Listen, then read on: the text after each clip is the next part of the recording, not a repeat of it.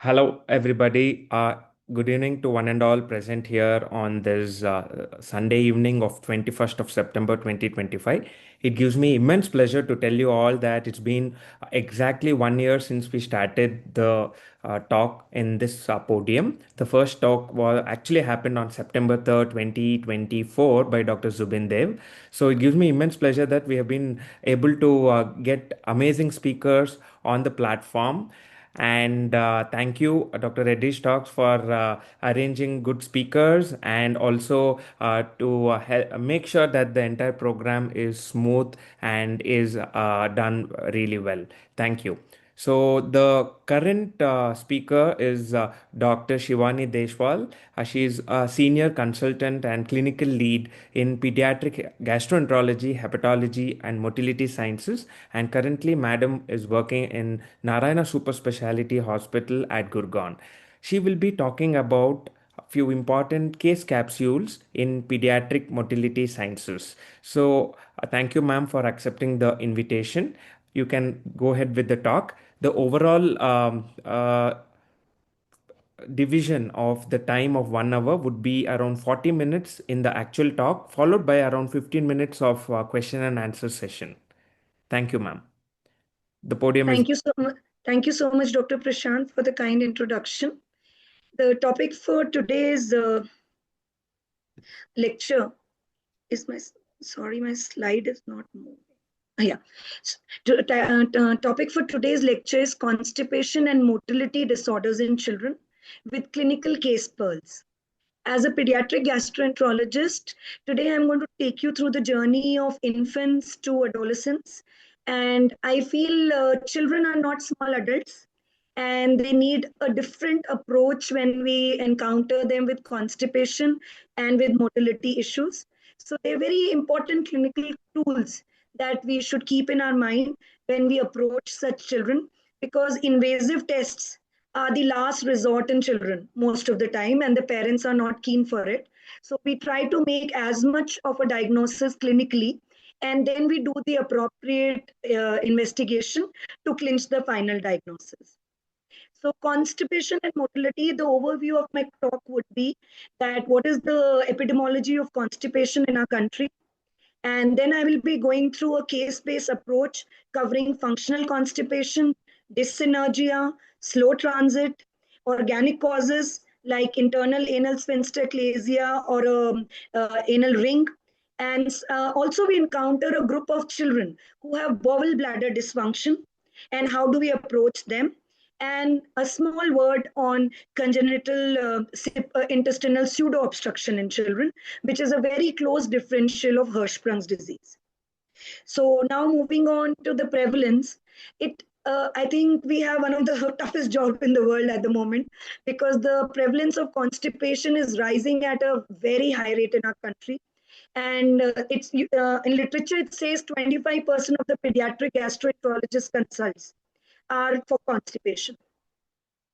Hello. Dr. Prashant, you Hi, want to ma'am. say Sorry. something? Sorry to Yeah. disturb you. The slides are not moving. It's static at the first slide. So maybe, Can somebody do it for me? Shall I share it? Or can I be with the host? yeah, we can try it. Should I Now, share? Should I share again? now it's okay, ma'am. But can you play the slide? If you can play the Yeah. slide, then Now, probably now, it's No, in. it's going to second slide and stopping. Yeah, it's. now. Yeah, Yeah, it's perfect. Yeah. Okay. So I'm going to cover these following diseases. So epidemiology of constipation, it accounts for 25% of our pediatric gastroenterologist visits. And it is very common in toddlers and preschool and also adolescent these days. Constipation, when adults come to you in your clinics, you would usually get a history which says less than 3 bowel movements per week, along with abdominal fullness or straining, or stools cannot be passed. So they come out with a very clear history when they come to you as adults. But when they come to us as pediatric gastroenterologists, it has a very different presentation. Most of the time, the mothers come to us and tell us the child was toilet trained initially at 18 months of age, And now at 2.5 years of age, child is suddenly refusing to sit on the toilet. Baby is very fearful, hides behind the door, and wants to do it standing. The retentive posture that they usually come with. Sometimes parents come of even adolescents to us saying that suddenly there is a behavioral issue, child is soiling the underpants. And some parents in toddlers, they mistake it for diarrhea. And there are many times that the children keep getting treated for diarrhea because of they feel it's loose stools that are coming in the underpants. And they also have a withholding behavior. They do not want to finish their homework or your TV time or their video games, and they tend to hold and do not use the toilet at the right time. And when you ask a leading question, they come out with yes, the stools are hard, corn-like, they are pellet-like, and adolescents don't even, they start laughing and they don't even want to talk to you when they come to the OPD.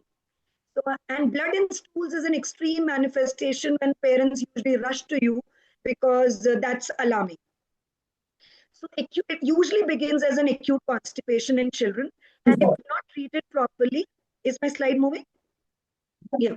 So if it usually presents with acute constipation in children, and if not treated appropriately, it becomes chronic. So anytime, usually the trigger times are the weaning time when the children are starting with semi-solid feeds and you are changing their formulas to cow milk. That is the time when children come to us with constipation. The other time is when they have a travel or a long holiday. And that's the time their constipation triggers because of a change of toilet. Then, of course, their diet. Most of the children and the adolescent these days have a low fiber intake and they're fussy eaters. So that also triggers their constipation. And sometimes use of medical medicines and homeopathy medicines for growth also caused constipation.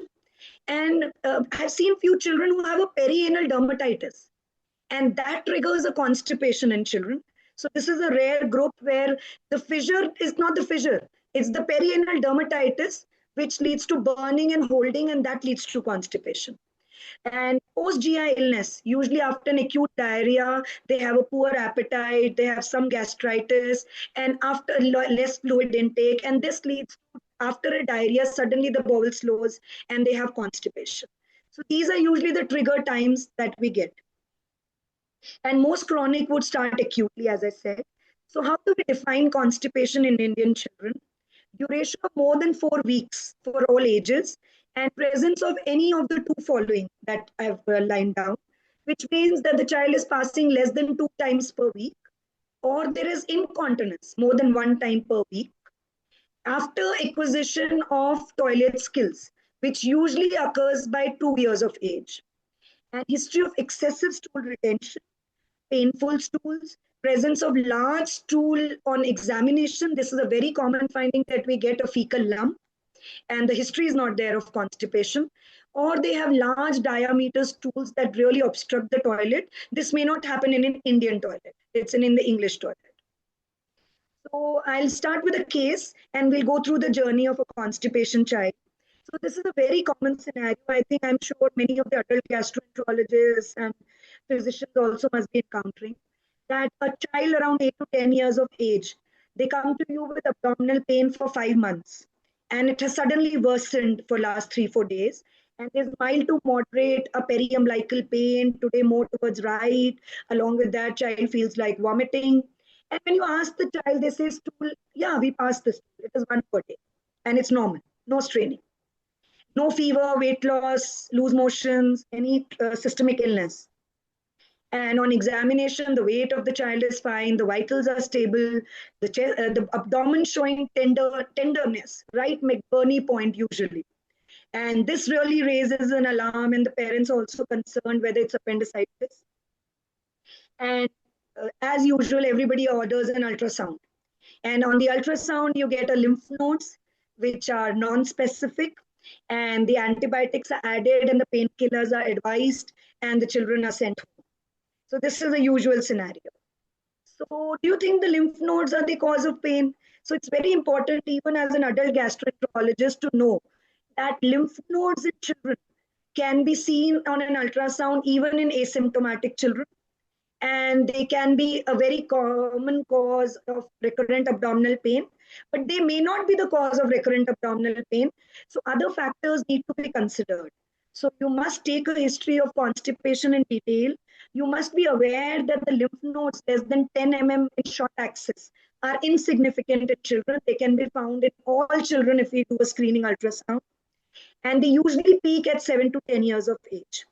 So the other important findings like a spleen or a liver or adjacent mesentery involvement or a fever or history of tuberculosis, all these need to be taken. So in this child, again, antibiotics and painkiller were given and the child was sent home and came back after 3 days. But again, in discomfort in the right iliac fossa, and now it had extended up to the hypochondrium as well. And CT was advised to rule out appendicitis. And do you think you could have done something differently, Dr. Prashanth?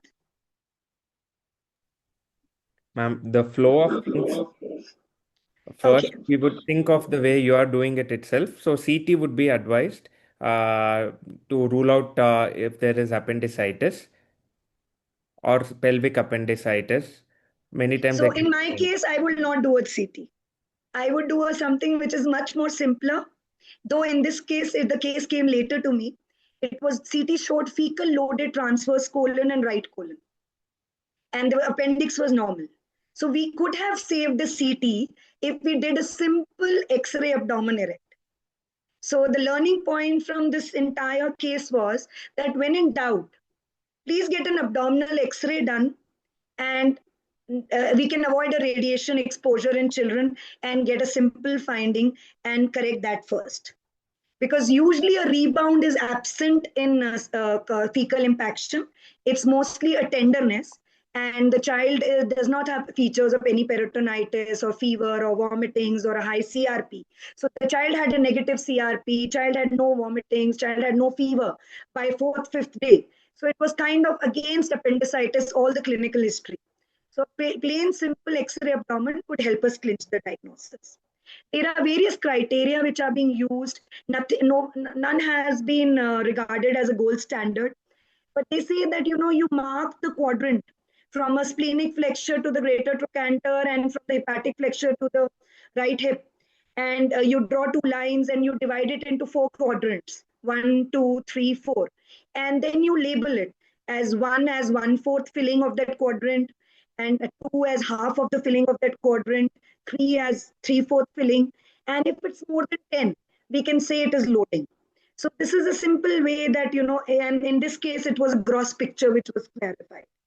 So simple X-ray abdomen is a very important tool that you can use in children. And of course, leading questions are very important. Does he pass the stool in the morning before going to school?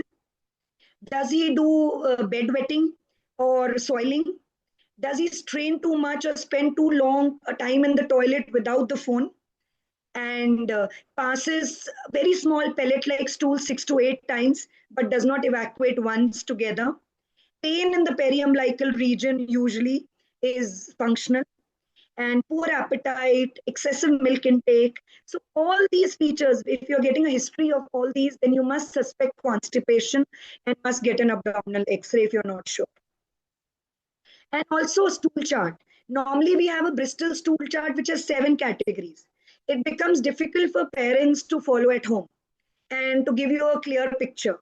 So this is the modified stool chart, Bristol stool chart that we use in pediatrics, where they're simple 5, and we know if you're type 3, it's normal, and 1 and 2 you don't want. So you clearly tell the parents 1 and 2 is something that I don't want in your child, and you must know. So this is easier for mothers to follow and maintain. So disimpaction, very important again. Most of the time, the constipation is treated with simple laxatives like lactulose and polyethylene glycol. But what we forget to do is disimpact.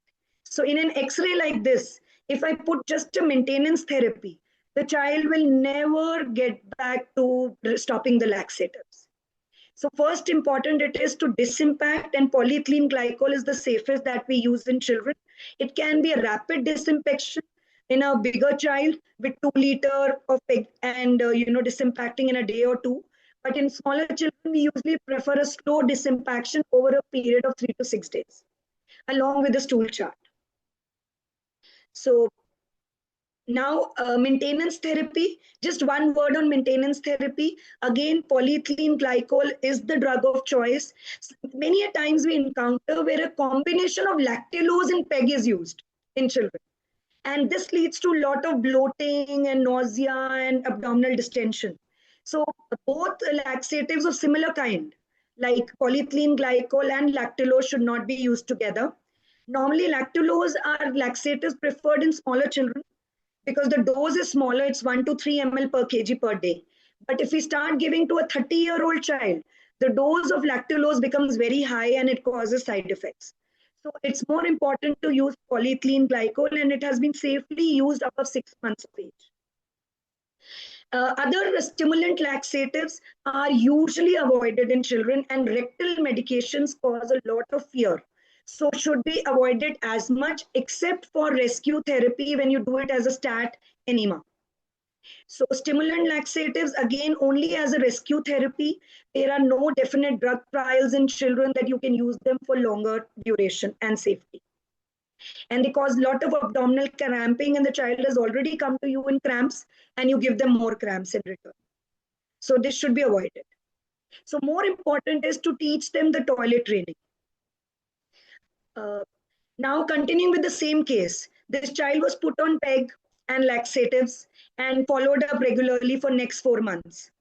She required disimpaction once again, and the laxatives were escalated to bisacodyl and PEG. And fluid, fiber, diet, everything was reinforced. But again, the child continued to have constipation. So what would you do in such a case? And again, having abdominal pain despite dual laxative therapy. So the next part is, what is the natural history? It is very important to know the natural history of constipation in children. So we know that the success rate of constipation after 1 year of therapy is only 60%. And constipation persists in nearly 30% even in the adulthood if not treated properly. So common reasons of therapy failure are, can we please mute? Can we please mute? So common reasons of therapy failure are fixed dose laxative therapy. We do not follow the stool charts and we do not taper the laxatives. Second is no disimpaction in done in most of the cases. And third, the behavior of the child is not corrected. And that leads to continuation of constipation in children. So when do we label children as refractory constipation? When they do not respond to optimal conventional treatment for at least 3 months. But it's very important to understand that at primary care level, disimpaction is hardly practiced, and the response to laxatives is suboptimal. We should not label such children as refractory. So a properly treated constipation and still not getting better is called refractory constipation. And early discontinuation by mothers is a very common thing that we find, and that leads to failure of therapy. That is not refractory constipation. So first the right management, and if still fails, then refractory. And whenever we have refractory constipation, we should ask each other, the mother, and ask 3 questions. Did we premature withdraw the laxatives? In this case, no. The child was taking for 4 months. Was there lack of compliance or education of parents? No. Lack of toilet training? No. It was an 8-year-old child. Wrong diagnosis? Are we missing something? It's time we start questioning ourselves. So are we dealing with dyssynergia or a slow transit? And what are we going to do next? And this is the time when usually parents are referred to a gastroenterologist by the pediatrician or by the physicians. That this is the time when nothing is working, please go to the gastro. And anorectal manometry, it is now it's most available in most of the centers now. And I think it is being now commonly used in children also. At the first visit, it's not easy to convince a child to undergo an anorectal manometry. You need to form a rapport with the child because you will cause more fear and trauma to the child if we just do it on the first visit. But the indications are refractory constipation, soiling, your anorectal pain. Many children come to us with pain. And of course, pre-operative assessment before some surgeries and post-traumatic injuries. And the method is same that you used in the adults. the International Anorectal Physiology Work Group. And less than 6 years, we have to tell the parents that it is going to be a partial assessment, while more than 6 years, we can do a complete assessment if the child is cooperative. Now, in my experience, I have seen children as young as 5 years easily cooperate. It depends upon the understanding of the child and his acceptance to the procedure. Once he accepts it, he cooperates. But some children, even up to 8 years, do not. So it's an individualized approach, I would say. And this is the normal defecation pattern, that when the child strains, the anal sphincter relax. But in this case, when the child was told to strain or to push, the child's anal sphincter did not relax, and it in fact turned black. So the child had dyssynergia type 3, where the child was pushing very strong and not relaxing the internal anal sphincter. So in this, and we also do balloon expulsion test. And in children, what we have realized over our experience is that the left lateral method is not appropriate. They somehow can't get the feel of natural defecation. And many children do not do it in the lateral position. And once we make them sit in the sitting position, they're very quick to do it. So we should not label them as wrongly as dyssynergia. We should do the balloon expulsion test in the sitting position. So once we do that and we demonstrate that the child has failed an abnormal balloon expulsion, that is the time when we label the child as dyssynergia. So we all know now what is dyssynergia. It is an acquired behavioral disorder where the act of stooling is uncoordinated. And in adults, there has been a lot of data. But in children, the true prevalence is still unknown. And our understanding is that the prolonged straining during defecation and that pain that they get makes them do this. So the longer the constipation, the more the chances that the child is having dyssynergia. Or a very painful hard stool causing a fissure or something leads to dyssynergia in children. So we did a pilot study in 2021 and on 286 children coming to our OPD with constipation. Their basic labs were all okay, and I think there is not much role of screening for calcium and thyroid and celiac unless and until we get any other clinical clue as well. So in celiac, you will get a poor growth along with anemia or a very protuberant abdomen. In thyroid, you will get a dull-looking child who's overweight. Some triggers. Otherwise, screening for these investigations usually does not lead to any results. It's mainly the diet, the milk intake, which needs to be monitored. And we labeled out of 286 children, only 37 who failed after an adequate treatment. And in these 37 children, 30 agreed to do the manometry. And we found in 50% out of these 30 children that they had dyssynergy. The other causes were, of course, the slow transit and the ultra short segment, Hirschsprungs. But the dyssynergia was a major chunk. So the criteria that we used was Romfo criteria along with failed balloon expulsion and dyssynergia pattern on anorectal manometry. So, and the presenting complaints, soiling was a very important presenting complaint in such children, and excess toilet time. So this can give us a clue if we take a history of soiling and excess toilet time. And final diagnosis in this child was refractory constipation, dyssynergia, and even MR defecography was done, and it showed that there was hypertrophy of the external sphincter and relative atrophy of the internal sphincter because of overuse of the external anal sphincter. It was not by birth. The child was 8 years age. So now what to do? We've diagnosed, but what can we do for this child? So the case is only closed once we help the child. So biofeedback therapy is that we are now doing in children for last 5 to 6 years. And I feel my experience says that giving a personalized approach to the child, giving that 45 minutes to the child in a closed room along with the mother or a father, and not by by an outside, by a technician, helps better in children. They are more receptive to you because you play with them, you talk to them, and alongside you do a biofeedback therapy with them. So not referring, I would say, and doing it yourself would be the key if you want a success in a child. And it's also done for many children with fecal incontinence and combined bowel bladder dysfunction. So we have a unit that works along with a pediatric urologist, a physiotherapist, and I. So children who are bowel bladder dysfunction, we work as a team, three of us. So the three of us individually analyze the child first, then we make a common plan, and then we help the child with urine, the stool, and the dysfunction together, and physiotherapy. So that's the way these children respond. Just a single OPD approach will not work. And there is evidence grade A in adults, but there's no clear evidence in children still. But the reports are encouraging over last 4 5 years from the West, and that is the data that we are trying to generate in India. That biofeedback is the way to go for dyssynergia in children in our country as well. And I had made a, this is a normal plan that most of the people follow for biofeedback. We try to just made it a little more individualized for children. So we do 4 sessions. We usually say that by a fourth session the child should be better. So by evaluation and education in the first session, then in the second session we build a repo and we teach exercises, and we don't touch the machine because it leads to fear in the child at times. So if they're receptive, then we go to the machine in the third session. And some children really enjoy it and they play the game method. And in fourth, we customize according to the need of the child.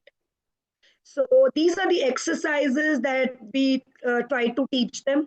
We help the pelvic floor exercises, how to push, how to relax the pelvic floor, and how to squat properly, how to do the toilet position properly, and then come back to us after week 10 days to tell us how much they remembered. And then we practice on the machine through the ready stock biofeedback machine software that we have. And we push, it also has a music to play, so that also children at times enjoy. And then by repeated 2 or 3 sessions, we see the results. So it's very encouraging to see the children go down on the laxatives and also understand the behavior which they have to do throughout their life.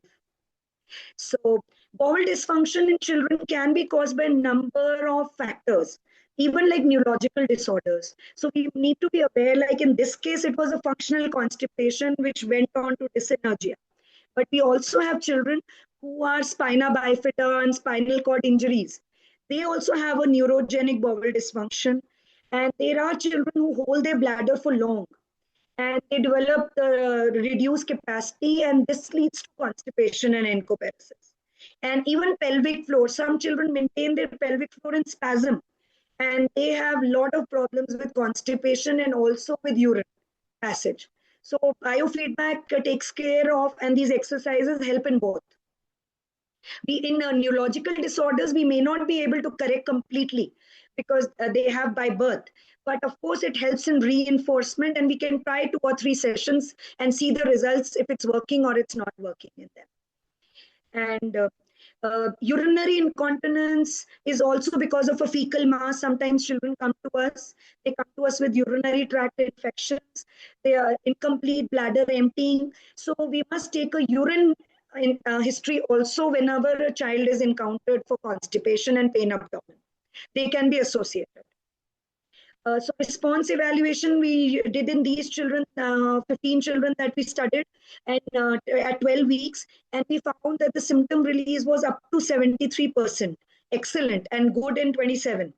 And there was decrease in laxative requirements, and there was improvement in soiling in all. And even we could do repeat manometry, and we found that even the manometry findings had changed. So if they agree, this is also a beautiful way to give it evidence-based improvement. And we also published this in the APNM and got a grant where we told that biofeedback is the upcoming therapy for children because we get encountering a lot of children with dyssynergia. So now coming on to something different, a second case, 11-year-old boy, chronic constipation since 6 months, enteric fever 3 months back, following which he did not pass stool for a week and later started laxatives, but he continued to pass stools, not pass stools for days. And when he would pass, they were normal consistency, normally, and there was no soiling. There was no blood in stools. So this gives us a clue when you don't have a soiling and the child does not have an urge to pass stools for days. It gives us a clue for a slow transit in such cases, and probably enteric illness was the trigger for it. So no withholding behavior, anal manometry normal. So in such a case, what would you do next? So we did colonic transit study. So we are also doing it in children. In normal transit, 60%, pelvic floor 25 to 30%, and slow transit is much less common. And if we find a pattern like this shows us a pelvic floor disorder because it's an outlet obstruction that we get. While in a slow transit, we will get all over the pellets distributed. So according to the Ghoshal protocol and the Western studies, we have made a protocol for children as well, where in a newly diagnosed constipation, we stop the laxatives for at least a week. And then we tell the children to go undergo this colonic transit study. If we are suspecting slow transit, it is radiation exposure. So we should first rule out all other important causes, do an anal examination, everything. And still, if we feel that we're not coming to a clue and it's refractory, then only this investigation is indicated. And in younger children, we give them 20 markers mixed with jam, curd, banana, and then we time the x-rays as 0, 12, and 24. And like adults, we will do an x-ray at first 36 hours. And the cutoff, the important thing is that the cutoff has to be children. So your baseline has to be the 95th centile for the children of the appropriate age. So we have 2 or 3 studies from India and 2 or 3 from the West. So based on that, we have made our chart, and by the 95th centile of that upper limit in children, we label median colonic transit time in healthy Indian children to 95th centile as 31.8 hours, which is different from the West, which is very different from the Western. And it's called delayed if it is more than 63 hours, and it's slow transit if it is more than 100 hours. So don't be too eager to label children as slow transit because it's a rare entity. But definitely you will encounter a few in your practice. But then proper centiles, proper methodology, and proper labeling should be done. And now a word about constipation in infants. Many times constipation in infants is confused with dyschezia. So this is a term that you should be aware of. It is a condition occurring in infants more than 6 months when they cry and strain before a passage of a soft stool. So they have a behavior of a crying, and the mother comes to you that they usually cry and strain, but the stool that they're passing is soft. So this is not constipation. Do not label this as constipation, and do not give unnecessarily laxatives in infants. Glycerin suppositories are, used in infants, but they should be not given in dyschezia. And no enema should be given to infants. Stimulant laxatives and mineral oils are absolute contraindication. And you must rule out the cause if it's constipation in infants. So rule out congenital megacolon, any anatomical abnormality. So an anal examination, a spine examination is a must. And an antenatal history also of a diabetic infant, this should be taken. So we've discussed that functional cause is 95%, which is so common, our first case. The second cause that you must understand is that anal examination is very important. So anal lesions and congenital anorectal malformation should never be missed. So spine and anal examination is important. And neurological disorders. So development of the child, his spine, his walk, his muscle power of lower limbs should also be taken into account. Has the child come walking to your OPD? Is he moving his lower limbs well? Is there proper shape of the buttocks? Is there a spinal dimple or a hair tuft on the spine? So all these are clues that the child may be having some spinal issue. Similarly, endocrine hypothyroidism or low, dull-looking child. Drugs, very important to take drug history and also some syndromes. So please look at the face of the child and try to see if he's looking syndromic. So functional constipation versus Hirschsprung's. Hirschsprung's is much rarer, but it's not to be missed, like we all know. So delayed passage of meconium history may not be forthcoming. We usually, the parents don't remember and they do not tell you a clear history. But the more important history that you get is that the constipation has been since early infancy. So that's the history that you get. Also, you do not get soiling in Hirschsprung's. So if you do not get soiling, that means it's a more clue towards Hirschsprung. While if you're getting soiling, it's a more clue towards functional loading and constipation.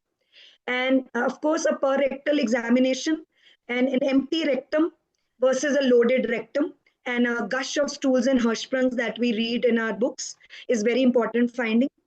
And Barian anemia showing a transition zone. So a typical X-ray like this, again an X-ray helps. So a typical X-ray abdomen showing a dilated colon with sudden cutoff suggests something is wrong with the colon. And similarly, your rectosigmoid junction showing a narrowing. So these are important clues. If you're otherwise, most of the times bariums are done and the result is no transition zone. There is a very close mimic of Hirschsprung's that I would like to discuss, and we published this case also. And it's CIPO. So it's called chronic intestinal pseudo obstruction. And there are these children present. This child came to us with who was operated as Hirschsprung's. The child had constipation since infancy, started having obstruction symptoms, was immediately taken to the OT and done the first colostomy for suspecting Hirschsprung's. But when the biopsy report came, it didn't. It showed ganglion cells, and the child was already a colostomy. So and then was referred to us. And that's the time when we realized that a very important history is sometimes that you think of also pseudo obstruction whenever a child before operating. So there are clues that you find in your history and examination which should tell you to not be very aggressive and first be very confident of your diagnosis. So CIPO is usually associated with bladder and cardiac involvement. So if a child is having some urinary complaints or bladder outlet obstruction or a megacystitis or some heart rate ECG abnormalities or a cardiomegaly, these are clues that probably you may be dealing with the CIPO rather than Hirschsprung's. And and a full thickness biopsies usually clinch the diagnosis. So when you take a full thickness biopsies, you should also send them for electron microscopy. And these are the cases we pick up. So in this case, we diagnosed this child as eosinophilic myotic ganglionitis with degenerated gliomyopathy. It was the first dual case reported. So, megacystitis and antenatal ultrasound sometimes might give you a clue. So megacystitis, polyhydramnios, distended urinary tract, and distended intestinal loops on antenatal ultrasounds may give you a clue. And colonic manometry also we have tried, but it's still in very infancy in India because catheter is an issue and clipping the catheter to the cecum of a child becomes an issue and a long study. But we attempted in a child along with Dr. Zubin, I had attempted this and we could do a partial colonic manometry in this child. And the indications are intractable constipation, chronic intestinal pseudo-obstruction, and Hirschsprung's disease and repaired imperforate anus. So I guess in future, we will be working more towards this with better catheters. And now coming on to another case, an 11 months child comes to me with constipation since infancy, predominantly milk-fed, abdominal distension, and multiple laxative tried. But you know what was missed? A very simple thing, a perianal examination. The child had an anal stenosis. And nobody looked at the anal examination of the child, and the child was on laxatives. And we just diagnosed an anal ring, and we did a posterior midline sphincterotomy, and the child was well and never needed laxatives again. So very important to do an anal examination and a spine examination. Similarly, another child, 5-year-old, constipation and abdominal distension since early infancy, and meconium history as usual. Parents don't remember clearly. Child passes stool only after enema. So this is a very classic history that passes stool only after enema. And barium enema was done and showed a dilated large bowel but no transition zone. So here is when you get stuck. The history is suggestive, but the barium is not conclusive. So, but when you look at the child, there are prominent bowel loops, that there is something going wrong with the child. It's not simple constipation. And X-ray is also telling you the same picture. But so here where manometry helps us again. So in this child, the rare was absent. So their rare was absent, and the child had internal anal sphincter eclasia. So in anal, you have the ganglion cells, but there is inhibition of the relaxation. So this child again required internal sphincter myectomy and biopsy.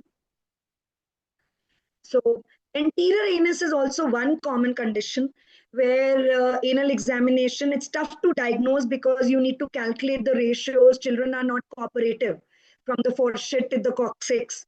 But they also typically in the early infancy, first 2-3 years of life, they have constipation and they just get better with age. And you really don't need a surgical intervention, but it is very important to diagnose and tell the parents so that you know that they're going to get better with age. So this also needs to be taken. So my take home message is that functional constipation is the most common cause. Look for red flag signs, do an anal examination, look for associated comorbidities like voiding dysfunction and urine problems, assess the need for disimpaction and then disimpact and then do the maintenance therapy in children. PEG is effective and safe in children above 6 months of age. Two osmotic agents should not be used simultaneously, and do not use stimulants for long term, only as rescue therapy. Enemas are better avoided in children. They create a lot of fear and their toilet training suffers. If there is poor response to proper medical management, it needs an evaluation by an expert. Do not carry on with unnecessarily laxatives. There is treatment beyond laxatives. So any child with more than 6 years with refractory constipation should be evaluated for dyssynergia, especially if soiling or excess toilet time or bladder bowel dysfunction. Anal manometry is the investigation of choice. Colonic transit studies rarely used, but they help to diagnose slow transit. Use cutoffs for children. Right patient selection and skillfulness of the gastroenterologist and a comforting environment will determine your biofeedback success.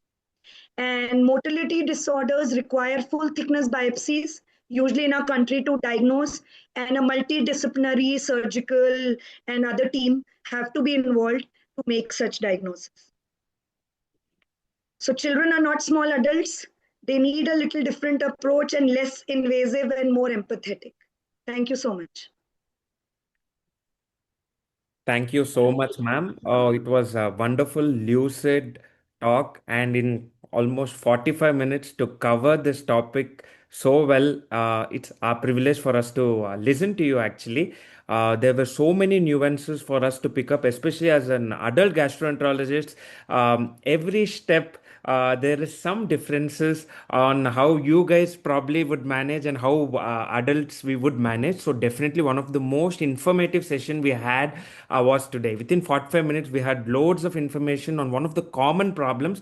Sometimes because constipation is such a nagging issue for parents, even as adult gastroenterologists we would see where patients, one of a few of our adult patients would have suggested some other patient with a child suffering from constipation actually coming to us, and our thought process is like most of the time we will brand them as functional constipation and do very little because we are also little scared, even medications wise and lot of other things. We'll have to see them as a with more care, and there are so many anxiety going on with the parents also. So very different approach from when it comes to a pediatrics, and you really made it so nice at each step. So, without wasting much time, I would just want to see if the if the question and answer session can be started. So, questions are most welcome. Questions have already started pouring in. I do have a list of questions, so we'll start off, ma'am, so that there is no waste of time. So, yeah, one of the question by one of the doctors is, does dig deep biopsy help? Did Dig deep biopsy, not a full thickness, what they get in a surgical specimen. Like, do they do it laparoscopic? Like, when do you suggest for a full thickness biopsy, ma'am? see, ideally for Hirschsprungs, if we are talking, then definitely we need a full thickness biopsy. And for SIPO also, we need a full thickness biopsy. Because see, in children, most important thing one we have to remember is that the procedure will not be repeated again. In adults, you can call them again back and do it again. But in children, the anesthesia, the biopsy, so your result has to be close to 100% when Absolutely. you're doing any child procedure in a child. So the best and the most simple method should be done, I believe. Experimentation should start from adults, then from to younger adolescents, and then it should come down to the smaller. But yes, for endoscopic rectal biopsies and prem, now there is a lot of data coming up. So for that, yes, the biopsies are be done, but again, we must not forget only in expert hands, only in expert hands, because otherwise we will have more false negatives than true positives in our report. Okay. So sometimes when we take a biopsy, we dig deep in. No, that doesn't That work. it That doesn't. doesn't That's work. the That biggest doesn't work. question. Absolutely. So next question by Dr. Arun. Will motility capsules help in coming to accurate diagnosis? By motility capsule, you mean the Wireless capsules. wireless capsules? No. Ideally, in fact, if you're suspecting a pseudo obstruction, you would not like to give a capsule. It can just remain in the colon for days. So, Absolutely. and Maybe. it, so you will not, in fact, give. We use capsules in children only for two purposes. That is the obscure GI bleeds, Okay. the obscure GI bleeds, and some variety of IBD, where we want to look at the jejunum part, and enteroscopy is not possible. But first, we rule out a stenosis and then go ahead with a capsule. So I don't think so. We are using this for motility disorders, not to my knowledge. Any role of Dulcolac suppository, anywhere do you give it? Yes. Dr. Yes. Shailendra. Bisacodyl, yes. Like I discussed, it's not that stimulant laxatives are absolute contraindication. If you look at the mechanism of dyssynergia, your peg won't work because it's the anal sphincter which they are contracting. So sometimes there's rescue therapy. You might have to give bisacodyl or senna, the stimulant laxatives. But again, we usually avoid less than 5 years because it leads to cramping and the children get very uncomfortable. But more than 5 years as a rescue therapy to disimpact, we use it as an add-on for first 7 to 10 days, and then we stop it. We don't use it long term. Like in adults, you might just give that and might not use PEG. So in our children, our purpose is always to get them to the normal way of toilet, normal behavior, and to get them to minimal laxatives and the safest one.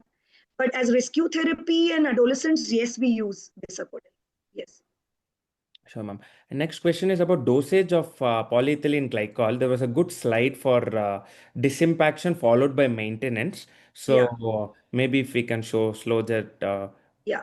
I'm slide. just coming. Basically, disimpaction dose is 1.5 mg per kilo, and maintenance is zero point 0.6 to zero point 0.8 gram per kilo. So double the dose, basically, double the dose. And here it is. So, and if you want to give it in the hospital setting, you give it 25 ml per kg per hour. So, but you would usually prevent nasogastric insertion because it can lead to vomiting, aspirations. So we don't want to go the nasogastric ways unless it's an emergency and we're stuck. And otherwise, the slow disimpaction of 1.5 gram per kg over 3 to 6 days, along with the stool chart, really helps us. And in older, like you use one big sachet and 2 liters of water before colonoscopy, that can be done. That can be done. Yeah, yeah, Colonoscopy preparation. yeah. Above 40 kgs, you can do that. Yes. Sure. Yeah. Next question is by Dr. Fazil. Uh, what is the current evidence for newer pharmacological agents in children? So in adults, of late, in India especially, we have a pour of lot of medications. To name a few, it could be procainamide has been there for some time. Then comes lubiprostone, then linaclotide, and then we have elobixibat. So in children, any data, ma'am? Are you guys Procainamide. using Procainamide. procainamide? Above 6 years of age, when you have a diagnosed low transit constipation, many of the pediatric gastroenterologists, and in fact, it's been even come in the guidelines also, but it yet to be approved less than 6 years. So only slow transit constipation, a trial of 4 to 8 weeks at the dose of zero point 0.04 milligram to 0.06 milligram per kg once a day of procainamide has been shown that it may be effective, and off-label many people have been using it, but rest other drugs are not being used. Great. Yeah. Second question by the same doctor. How do you see the role of gut microbiota and probiotics in chronic constipation management in pediatrics? Yeah. So I, in fact, deleted that slide because of shortage of time. But as per the evidence that is there is no role of probiotics in constipation as of now, as per the, if you take the consensus of the systematic trials. But yes, if we have to choose for IBS with constipation, then of course we have, or IBD with constipation, then of course a group which has a mixture of probiotics is considered better than one single probiotic. But otherwise, in other functional constipation, no. Okay, next by Dr. Bikash Jain. Is frequent burps has anything to do with celiac disease in a 15-year-old? Maybe off topic, but then experts are. Yes, if a child is celiac, he may be lactose intolerant initially, and that might lead to burping if he's taking too much of lactose. So that is one indication. If it's an adolescent, he might be having an associated H. pylori, and too much of fizzy drinks intake or juices intake, and sometimes SIBO, uh, but it will usually have fullness of the abdomen as well and other features. Yeah. Next question by Dr. Shailendra Jain. How do you disimpact a child with fecolith? Yeah. So in a fecolith, I do a PR examination first of all. So if per rectal is showing a fecal lump, you know you need to give an enema, because unless you clear the way back, below, nothing is going to work from the mouth. So you need to rectally disimpact him, and then start the child on PEG and a proper toilet positioning. If there is pain, you give a lignocaine jelly. If there is a fissure, you add your creams and sits bath. And along with that, you give the disimpaction dose and ensure that I tell the mothers that the child should pass the color of the stool as the color of the liquid you're giving him. So once I'm sure that the child is passed a loose watery stool, the same color almost, then the child is disimpacted. Okay. Very rare cases we have used colonic, disimpaction. In extreme cases with some other disorders or mental illnesses, where we had to do a colonic disimpaction. Oh, okay. Next question, more technical, I feel. What is the dose of PEG you advise for disimpaction? Okay, that is shown. The dose as per NICE guidelines or as per ESPEGAN guidelines? Similar, or they both are similar. Okay, ma'am. Both are similar. You can go up to 2 gram per kg max. Yeah, this question is good. Dr. Aditya would want to ask, in a child with constipation predominant symptoms, when should we suspect celiac disease and order screening? Yeah. I think there is a beautiful study by Dr. Mittal which showed that if you have only constipation, then your chances of catching celiac by TTG, IgA, and total IgA is much, much less. It's less than 1%. But if you have 2 or 3 other clinical features, then your positive predictive value is much higher. So when we talk about other clinical features, first is poor growth. So if the child is having a poor weight and a height along with constipation, then you should get it done. If the child has anemia, along with constipation, then you should get it done. So if the child has thyroid, we know thyroid and celiac also have an association. So then you should get a celiac screening done. So if your child is having other skin manifestations, so we have two type of celiac presentations. One is GI, one is non-GI. So GI children come to us very young, 2 years, 3 years, 4 years, and they usually come with diarrhea. They do not come with constipation. So their main problem is poor growth, diarrhea, and protuberant abdomen. That's the typical celiac. The other group is the non-GI or the atypical celiacs who have constipations. So they can be overweight also. They can have refractory anemia also. They can have skin issues. They can just have an abnormal LFTs. They can have a thyroid issue. So they can have bad teeth. They can have a family history of celiac. So I think screening is only recommended if you have a poor growth, anemia, or any other family history of celiac. Otherwise, 95% of the time you will get a negative report in constipation. Good. Dr. Arun would want to ask, will acetylcholine esterase inhibitors help in CIPO kids? There are lots of drugs which have been studied in CIPO kids. There's pyridostigmine, there is acetylcholine inhibitors.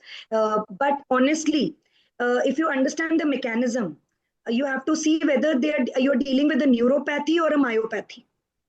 And if that is what you need to diagnose by a full thickness biopsy. So if it's a neuropathy condition, your other medications will work. If it's a myopathy condition, your other drugs will work. So most important is first to pick what you're dealing with, neuropathy or myopathy. Next question by Dr. Prabhasaran Kaur. Which patient would you consider antegrade continence enemas? Yes. So in I think I'll just, okay. Antegrade continence enemas basically are now being used for neurogenic bladder children who are refractory to other therapies. So basically now some bags are also available in the West, and they just do the cecostomy, and I'll just play a slide. Wait, just. So now antegrade continence enemas, this is a novel method where you insert a cecostomy button percutaneously also, endoscopically or laparoscopically, and you use it in neuropathic bladder, post-surgical ARM, and in very refractory constipation cases. But I think the first two indications are the only indications, I would say. Yeah.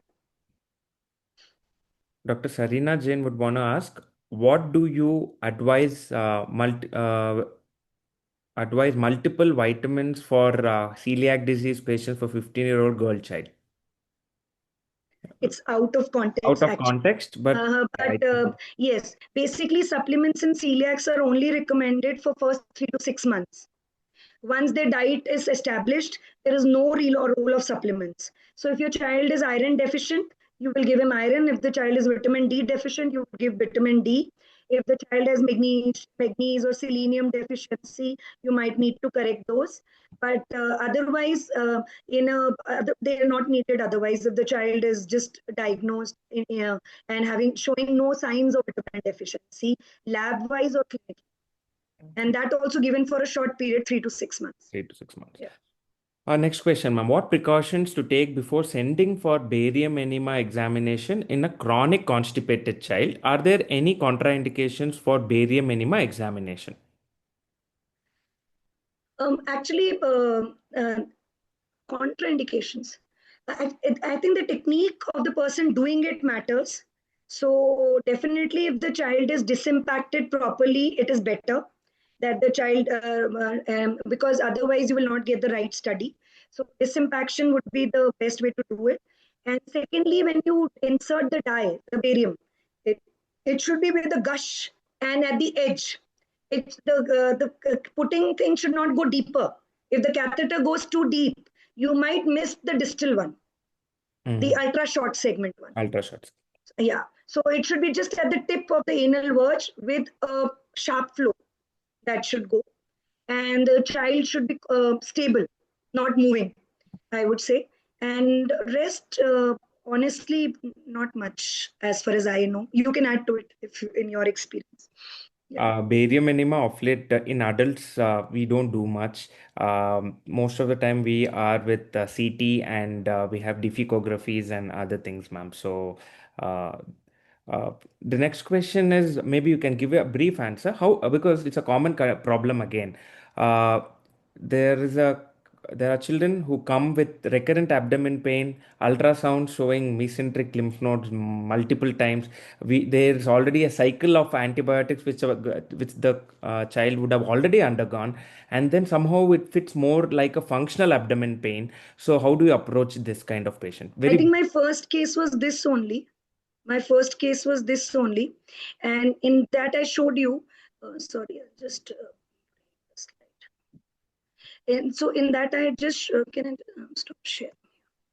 My first case was this only, in which I showed that mesenteric lymphadenopathy is not the cause for pain abdomen in most of the children.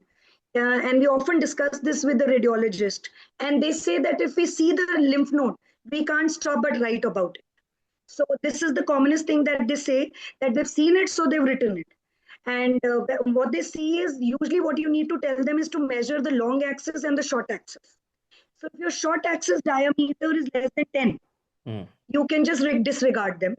And they are discrete, they're not matted, and they are not involving the surrounding mesentery, and they're not having any hepatosplenomegaly or any other evidence of tuberculosis or IBD, then definitely these nodes are insignificant. They grow in 7 to 10 years age, and then they go back to normal. Sometimes what we call is acute non-specific mesenteric adenitis, which occurs like an acute condition, fever, pain abdomen, the lymph nodes enlarge, and you need antispasmodic for 3 to 4 days, and then they get better.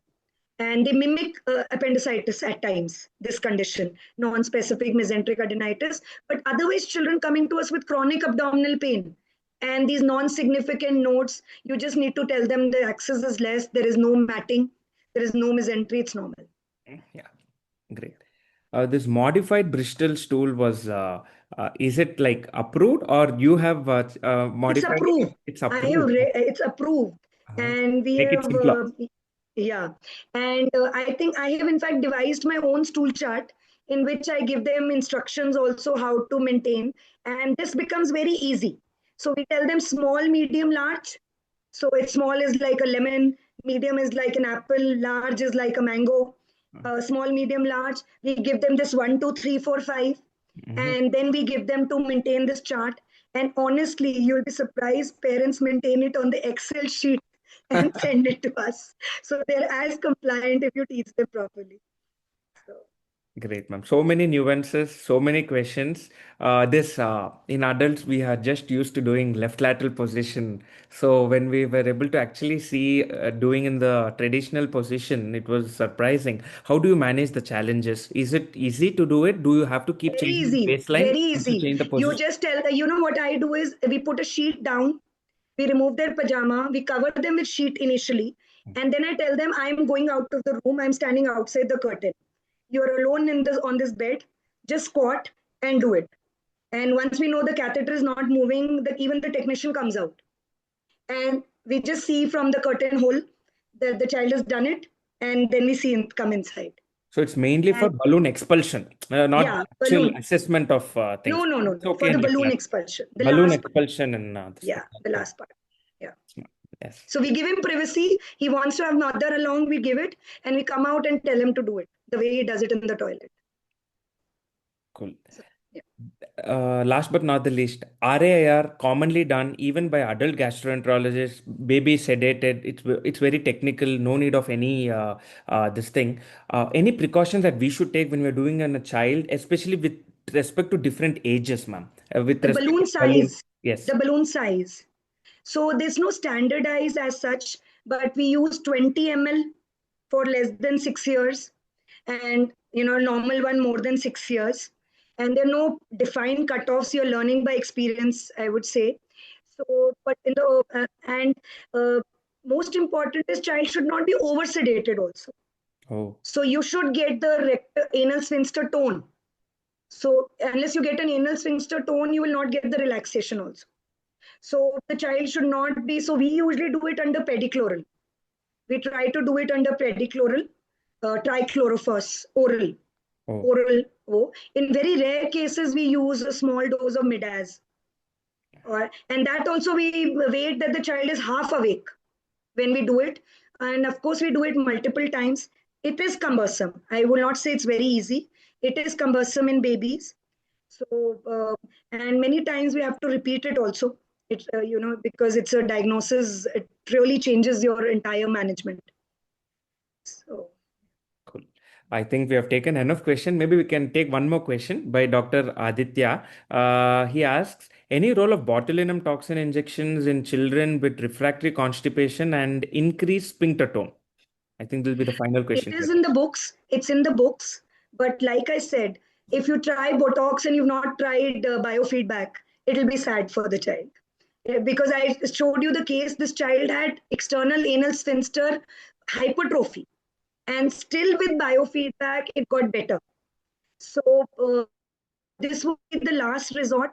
When you have an extreme case, you might have to need to it. But I think in children, as less invasive is the key. Yeah. We can't stop asking questions, but one more question, ma'am. Can you briefly tell us what are the exercises you tell the child to follow, at least in maybe a minute or two, just for the steps for us to understand the pelvic? Because many times when patients come to us, at least parents still they're trained on Kegels. But then Kegels is something which is strengthening the pelvic. It's going to be Squeezing. contradictory. So Yeah. how do you help them out? Because there's a common misconception. They already are doing something contradictory, contraindicated as Kegels and come to us. So we just want a better idea on the exercise part. Actually, honestly telling you, even if the child is not cooperative for anorectal manometry, dyssynergia is something that you can even pick up by the posture of the child. Mm. At least, if you're just doing a PR and you're asking him to push, or you're seeing his legs and buttocks and his posture, how he sits on the toilet and how just he pushes normally if you ask him to do it. Many a times you will see that he's totally an opposite posture that the child is doing. Squeezing in, tightening the thigh muscles, Going behind the sofa, going behind the standing. sofa, scissoring, Yes. everything, falling back on the stool. There are adolescents I see when I do manometry, they go up on the bed. They're squeezing so badly that they go almost up on the bed when you have a catheter in place. Oh. So that's what you need to tell them, even in your OPD practice, even if you've not done, that a toilet position is very important. So Indian toilet is the best way. I think the Western toilets have done the harm most of the time. And a stool at the footstool, Footstool. not over bending. So for this, you need to explain them the physiology of defecation.